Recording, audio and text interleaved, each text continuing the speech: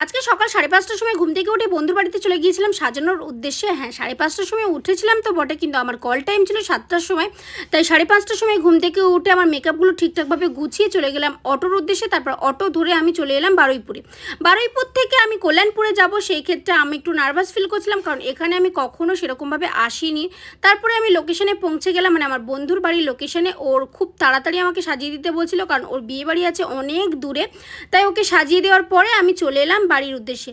আর বলতে গেলে ও না আমাকে ফেসটা দেখাতে বারণ করেছে, তাই ওর কথাটা আমি যথেষ্ট সম্মান করি, তাই আমি ফেসটা তোমাদেরকে শেয়ার করলাম না, ঠিক আছে। তারপরে ওকে সাজিয়ে আমি চলে এসেছিলাম পরিয়ে তারপর 12:30 নাগাদ বাড়িতে আসলাম। আর তার মধ্যে আমার পার্সেল চলে এসেছিলো মিন্ত্রা, ফ্লিপকার্ট থেকে। আমি না খুব একটা অনলাইন শপিং করি না, মানে জামা কাপড়ের দিক থেকে আমি খুবই একটু থাকি, সচেতন থাকি। বলতে গেলে অনলাইনে আমি সেরকম জামা কাপড় অর্ডার করি না। এটা বোনের এসেছিলো। আর তোমাদের কেমন লাগলো সেটা কমেন্টে জানিও। টাটা।